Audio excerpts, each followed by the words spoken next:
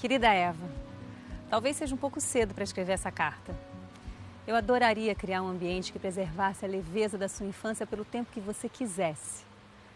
Mas o mundo é mais forte do que qualquer pessoa.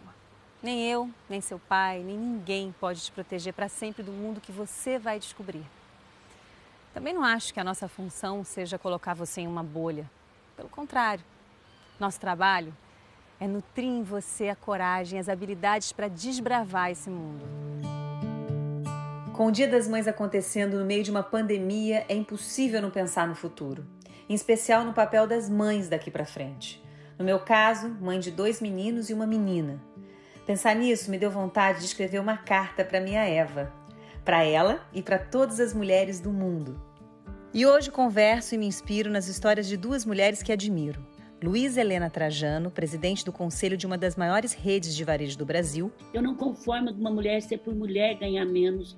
E a minha amiga Ivete Sangalo, um dos ícones da música brasileira e conhecida por ser uma mulher forte, tanto na voz como na forma de encarar a vida. Minhas filhas, eu jamais imaginei ser mãe dessas meninas tão lindas e maravilosas e donas do meu coração.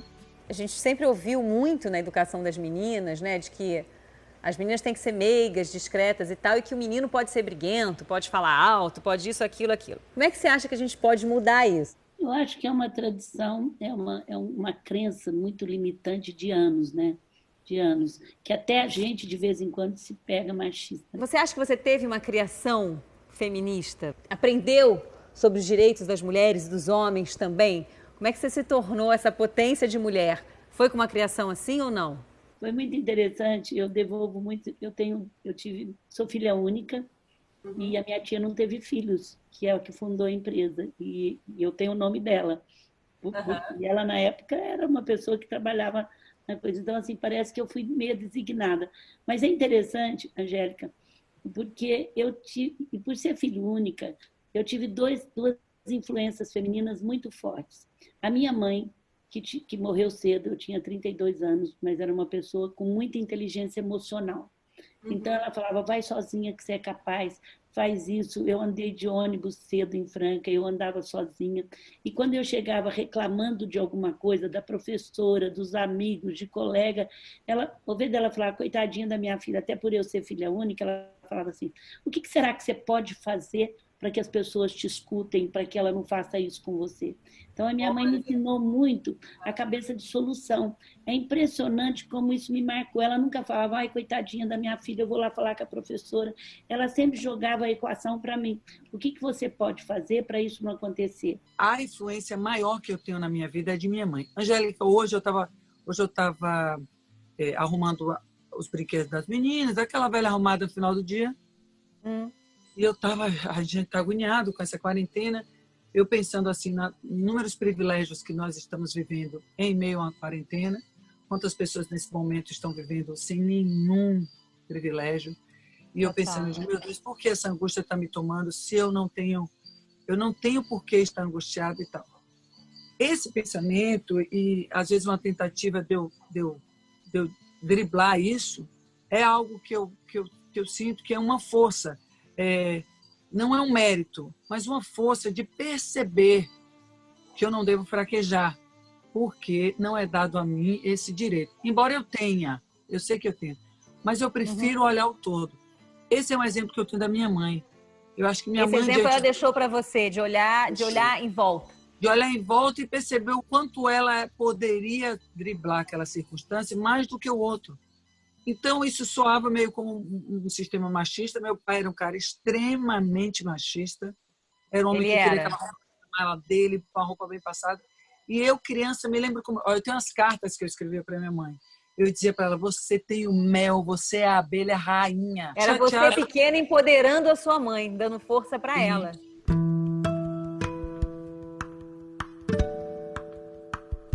Eu estava conversando hoje com a minha tia sobre o poder feminino de uma visão sobre as coisas muito objetiva e periférica também.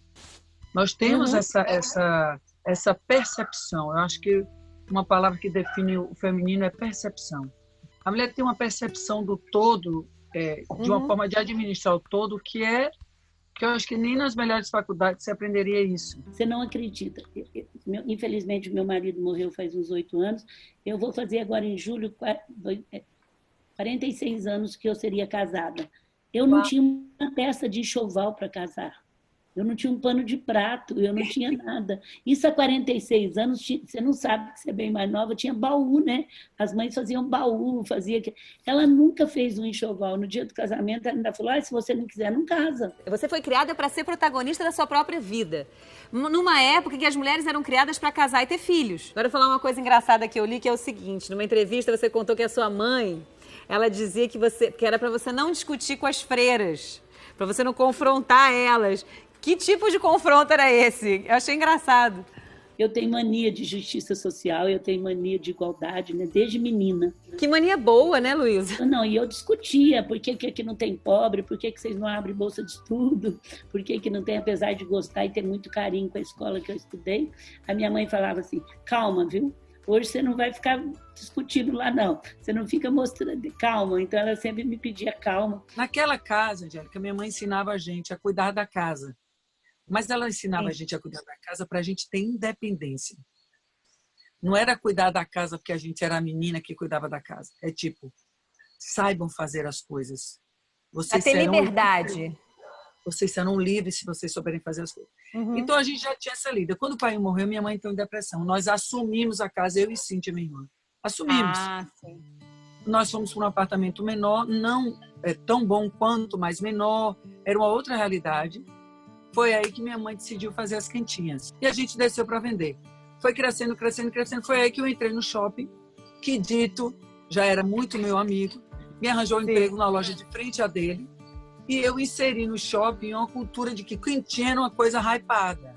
Você ainda não tem idade para entender exatamente o que é machismo, mas você certamente já sofreu os efeitos dele.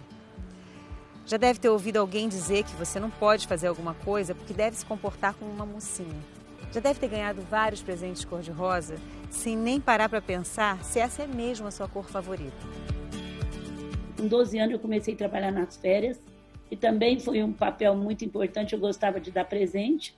A minha mãe ouviu te falar, não dá, vai trabalhar, ganha e dá. E eu fui ser vendedora. Imagina eu saindo novinha, chegando em São Paulo, vivendo com homens, que até hoje eu só convivo quase com homens. Uhum. Eu segui muito o meu coração e minha essência. Eu falava, eu não quero ser masculina, eu quero ser uma pessoa feminina. Então, assim, eu nunca usei calça comprida no trabalho, não sou contra. É mesmo? Nunca usei aquelas ombreiras. E eu falava, eu queria ser eu não queria me perder, porque hoje eu percebo que a minha intuição foi legal, o meu sentimento, a minha ajuda do absoluto, porque quando você vai perdendo, é igual um elástico, a sua essência, porque poder e dinheiro, tudo é passageiro, né? Você viu agora, todo mundo foi para o mesmo lugar, não para o mesmo barco, estou deixando isso bem claro. Não vamos igualar, não. Nós estamos em barco muito bom, tem gente que está à deriva, em barco tomando chuva e tudo mais. Eu não quero igualar todo mundo no mesmo. A tempestade é a mesma, mas os locais que as pessoas estão é diferente. Então, assim, mas todo mundo entrou em confronto com si mesmo, sentiu assim, uma impotência, que eu acho que foi o que mais mexeu com a gente. Ninguém imaginava isso. Então, eu falava, Angélica, no meio da reunião, assim, com o homem, estou intuindo. Ninguém me dava muita bola, sabe? Mas assim, tô intuindo. Porque a intuição é uma coisa muito feminina, né? A intuição é uma coisa muito feminina. Os homens deviam ficar olhando e falar, ela tem um poder que nós não temos. Eu sou de uma família de 4 homens, né? 3 irmãos e um pai. Então, eu tive uma lida com a postura do homem desde muito pequena. Eu me lembro que eu atendia telefones com o objetivo de mentir para a menina que meu irmão não estava em casa. Na verdade, era uma namorada que ele não queria atender porque ele já ia encontrar com ela. Eu me lembro disso. E eu me lembro que chegou um dia que eu condenei aquilo. Eu falei, eu não vou mais atender isso. Porque você precisa ter coragem de assumir isso. Eu me lembro dizendo aos meus irmãos, vocês têm que ter coragem ou de terminar com essa criatura ou de assumir esse risco que vocês estão tendo. Uhum. Não me envolvam nisso. Então, a vida inteira foi muito assim. Eu não sei se eu posso dar esse exemplo aqui, mas eu vou dar. Se não puder, você corta. Tá. Eu me lembro que meus irmãos falavam assim, eu estava ali, aí estavam assistindo na televisão, eu queria mudar o canal, eu era menor, eu era caçula, ficava enchendo a paciência e dizia, não me encha meus culhões. Você falava? Eles falavam. Não enche meus culhões, não enche meus culhões, não enche meus culhões, meus culhões. Um certo dia, meu pai falou assim, Betinha, desliga a televisão e vai estudar. Eu digo, pô, meu pai, não enche meus culhões. Ele falou, você sabe o que é culhão? Eu falei, não. Mas se os meninos falam, me enche meus culhões, eu também posso falar, me enche meus culhões. Você não pode falar. Eu digo, então vamos sentar todo mundo e vamos dizer para todo mundo que não pode falar culhão. Não, mas seus irmãos, veja bem. Eu digo, não, meu pai. Ou ninguém fala ou todo mundo fala. A sua empresa tem 50% de mulheres entre os empregados e 40% de mulheres no conselho administrativo. Sempre foi assim? Quer dizer, você sempre fez algum tipo de mudança para manter esse equilíbrio?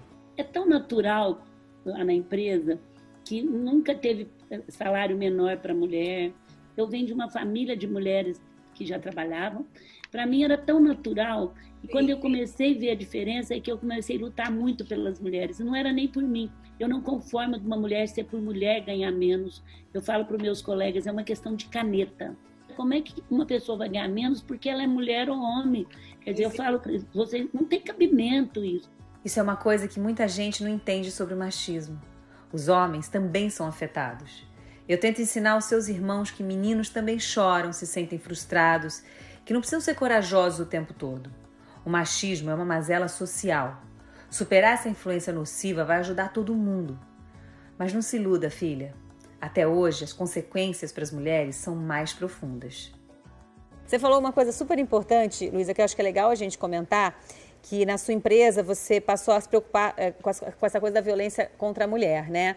Uma gerente nossa de 37 anos, linda, num shopping chique de Campinas, foi morta canivetada pelo companheiro com o filho de 8 anos, claro. Lógico que ele não viu, mas ele pegou o filho no outro dia, foi deixar para a mãe 3 horas, depois ele se matou. E quando eu entrei, eu fiquei muito mal, porque eu falei, puxa, talvez se eu tivesse visto, trazido para ele, você acha que está longe de você, que só acontece em periferias, por mais que eu trabalhava, que eu ia em debate. E aí, na hora, a gente criou uma linha junto com as mulheres do Brasil. Eu sou caótica, eu vou criando, eu sou startup, depois eu vou melhorando o que eu estou fazendo. E a gente criou uma linha e eu chamei várias empresas que já estavam fazendo, a Avon, empresas que já trabalhavam com isso juntos, chamei mulheres do Brasil e a gente montou um manual para as empresas. Mas você se sente frágil em algum momento, Ivete? O que te deixa mais frágil? Assim? O que você acha que te deixa frágil? Angélica, frágil, mas isso não tem a ver com o fato de eu ser mulher. A minha fragilidade, ela é muito pessoas ruins, assim. O que uma pessoa ruim pode fazer diante de você, que é uma pessoa de bem? É o kamikaze, né? O cara que derruba a torre. Acho que a única coisa que pode me parar diante de um homem é a violência física. Mas ainda assim, eu deixarei uma memória. Mas assim, A gente tem que jogar mais na janela mesmo essas coisas todas para que as mulheres se encorajem mais para falar, para que elas tenham essa força aí de chegar e de brigar pelos direitos delas. Eu vim pensando no carro hoje, eu pensei exatamente isso. A posição do machista, ela é tão inferior energeticamente, racionalmente, ela é inferior. Uhum. Porque a posição machista, ela é diante da própria impotência do homem. Ele não consegue realizar que aquela mulher, ela é capaz, ela é incrível. Por isso que aumentou, porque numa quarentena isso fica ainda mais evidente. Para o homem que é civilizado, por mais machista que ele seja, ele engole e diz que é chocolate. Agora, o cara que não é civilizado e se depara com uma mulher atuante, mais do que ele esperava, aquilo joga ele na última escala dele. Ivete, você virou a embaixadora da boa vontade da ONU, né? Contra o tráfico de pessoas. Como é que você se relaciona hoje com essa questão, por exemplo? Isso foi um divisor de águas na minha vida. Mas, assim, me trouxe muita lucidez e, acima de tudo, a percepção de que é preciso tratar desse assunto, porque nesse exato momento, Angélica, quando a gente tem, por exemplo, uma pandemia dessa, o assunto principal dos nossos dias é o vírus, é o coronavírus, mas existem outras milhões de coisas acontecendo que matam, que destroem vidas, que destroem famílias, que estão no subterrâneo das questões. Quando a gente fala disso, é uma semente plantada para que essas pessoas sejam resgatadas, saiam daquela angústia, daquela agonia. Sejam vistas, né? Sejam vistas. Então, assim, muito da minha vaidade artística, ela foi... Eu podei a minha vaidade artística quando ela estava fazendo sombra em lugares que não precisavam fazer. Não é fácil ser mulher no mundo que a gente vive, Eva. Se você seguir todos os padrões de beleza, vão questionar a sua inteligência. Se você quiser ser de outro jeito, vão dizer que você não se cuida. Eles vão falar do tamanho da sua saia, do seu corte de cabelo, de quem você escolhe para estar com você, do excesso de maquiagem, da falta de maquiagem. Eles vão comentar as marcas do seu corpo, dizer que você é gorda demais ou que você está magra demais, ou muito sem graça, ou muito sexualizada. Eles vão criar disputas sem sentido entre você e outras mulheres. Vão duvidar da sua capacidade, diminuir as suas conquistas, vão achar os motivos mais supérfluos para dizer que você não é perfeita. Mas ninguém é, filha. Nem eles, nem eu, nem você, nem ninguém. Você, assim como eu, passou por gestações. Sim. E nessa nossa vida, no entretenimento e tal, a gente tem essa cobrança, não só no que a gente faz, mas em todas as áreas tem, mas a nossa tem bastante, porque a gente está muito exposta. Tem aquela coisa de engorda, de emagrece, de corre atrás, de maquia, faz, malha. Muda o corpo mesmo. E muda o corpo, e muda tudo, assim. Você se sentiu pressionada por esses padrões? Olha, eu não senti nenhuma pressão porque eu tenho essa natureza, mas houve a pressão. Houve. Claro. Daí a isso tomar conta de mim já é outra coisa, mas houve uma pressão absurda. Pautar a nossa vida sobre esses aspectos é muito doloroso. Isso é um sacrifício que você faz. E para quem vive isso, é 100% do tempo. Para quem pressiona, é apenas 1% do tempo da vida dessas pessoas. Ninguém passa o dia dizendo assim, estou pensando em Angélica, eu quero ver o que a Angélica vai fazer. Não, ela chega e fala a você, Angélica, você, sua bunda, não sei o quê. E vai viver a vida dela. E aí você fica o quê? Sua bunda, sua bunda, sua bunda. É isso. Isso é uma grande loucura. E quando você vai ver, na maioria, os 100% das pessoas da sociedade, cada um vai ter sempre algo que é fora de um padrão. Por quê? Porque não existe um padrão. Se for por uma questão estética, eu perder toda a minha relação emocional, que foi costurada nesses anos todos com essas pessoas, é porque isso não tem nenhum valor. Você casou cedo, não foi? Você casou com 20 e poucos anos? 22 anos. 22 anos. E aí logo teve filho e tal. Você sentiu alguma pressão, assim, da família, dos amigos, da sociedade, para que você parasse de trabalhar e para que você ficasse cuidando dos filhos? Como a minha mãe também me ensinou uma coisa que eu ensino muito para as mães. Quando eu tive o primeiro filho, ela falou, que é o Frederico, ela falou, olha, você está tendo a coisa mais importante da tua vida. Mas eu vou te falar uma coisa, não tem receita. Porque se tivesse, você largava tudo e ia fazer o que eles falassem. Tem mãe que trabalha fora, tem filhos ótimos. Tem mãe que fica em casa, tem filhos ótimos. Saiba que você tem que ter bom senso, muito amor e fazer o que você gosta. Esse foi o conselho dela para você? Isso que eu tô falando. Agora ela foi mais importante, que as mulheres adoram ouvir. Não tenha culpa. Porque se eles for bom, vai ser Deus que ajudou. Se foi ruim, foi porque você trabalhou. Então, você não vai ter mérito nenhum. Não tenha culpa. Eu espero que você se inspire no exemplo de outras mulheres fortes que vieram antes de você. Que aprenda e se desenvolva com elas. E que apoie as mulheres da sua geração e das próximas, para que aos poucos a gente deixe o mundo mais justo para todo mundo, inclusive para os homens. Você acha que você faz parte desse movimento de empoderamento feminino? Você se considera uma pessoa que levanta essa causa também, Vex? Do empoderamento, do feminismo, de alguma forma? Eu acho que você pode levantar causas e falas com posturas. Eu acho que o exemplo ele é muito mais eficaz do que a teoria. Eu acho que a prática ela é fundamental. Isso é o que eu utilizo na minha casa com os meus filhos. Eu jamais digo aos meus filhos faço o que eu digo e não faço o que eu faço, ou o contrário.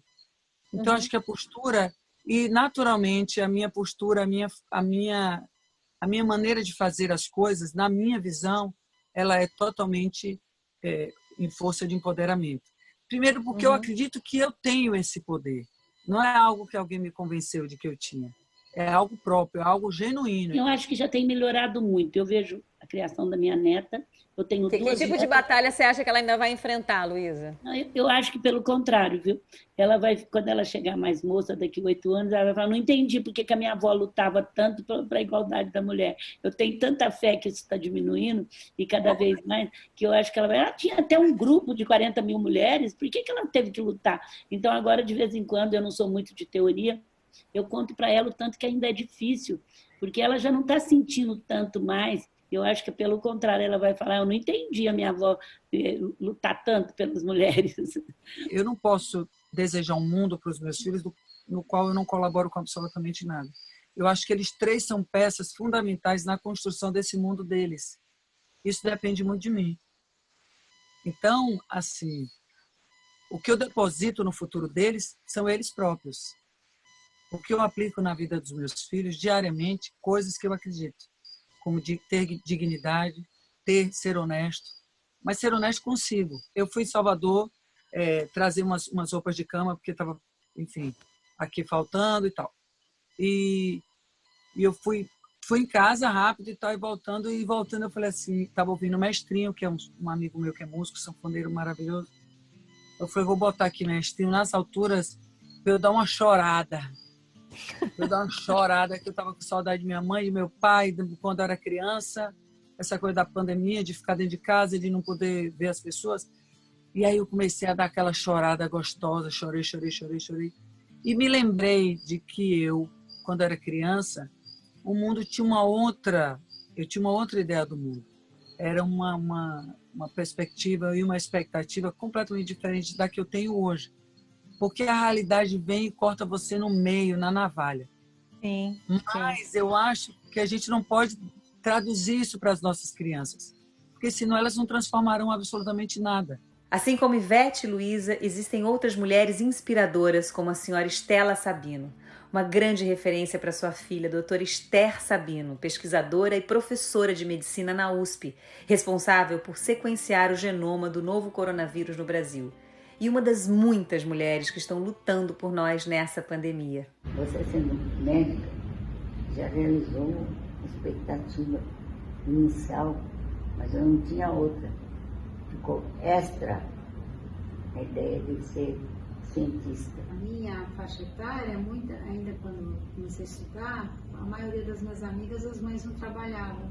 Então, ter uma mãe que trabalhava, que era médica, que saía de casa, foi sempre uma inspiração para saber que era o caminho que eu tinha que fazer, que eu tinha que buscar. E isso dava força para não pensar, não, você tem que casar e só fazer isso. Para mim foi uma inspiração ter uma mãe que trabalhava, que dava para dar conta de tudo. Então, acho que isso ajudou muito a ter uma vida assim como eu tenho. Então, eu tenho tudo para agradecer. O bom na vida é ser feliz. Então, se você foi feliz assim, realizou todas as minhas expectativas.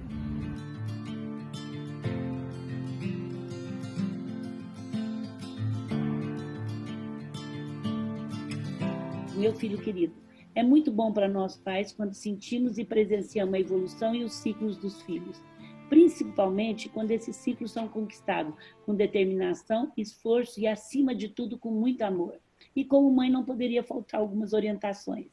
Acredite sempre em você mesmo, na sua fé e no absoluto. Procure não identificar coisa nem pessoas. Tenha sempre uma atitude de troca, dar e receber. Não abra mão por nada da sua ética, moral e crença na evolução das pessoas. Seja sempre você mesmo. Nunca omita a verdade. A transparência é importantíssima nesse momento. E que as forças divinas continuem sempre com você, dando-lhes uma coisa que eu peço todo dia: sabedoria, autoridade e justiça. Luiz Helena. Começaria assim, minhas filhas, eu jamais imaginei ser mãe dessas meninas tão lindas e maravilosas e donas do meu coração. Eu jamais imaginei ser mãe de 3 filhos tão lindos e que quando elas crescerem, que elas sejam um pouco de mim, porque foi de mim que elas saíram, entendeu? Então eu acho que é o que eu desejo a elas, que elas sejam maravilhosas, lindas, felizes, e que nunca se esqueçam de mim, porque O meu amor por elas é imenso. Angélica. Você com sua Eva aí fica jogando essas purpurinas na gente, aí você lasca a gente. Você já tinha dado sua choradinha hoje, eu ainda não tinha dado não, rapaz. Mas ser mãe de menina é muito massa, porque nessa luta que a gente vive para liderar e para empoderar, a gente perde muito da sutileza e da delicadeza do feminino. E as filhas trazem isso pra gente. Querida Eva, seu nome é inspirado na primeira mulher que já viveu. Essa carta é para você, mas ela é também para todas as mulheres do mundo. Eu desejo força, sabedoria, felicidade e união para todas nós. O mundo é mais forte do que qualquer pessoa, mas não é mais forte do que todas nós juntas. Conta comigo. Eu também vou contar com você.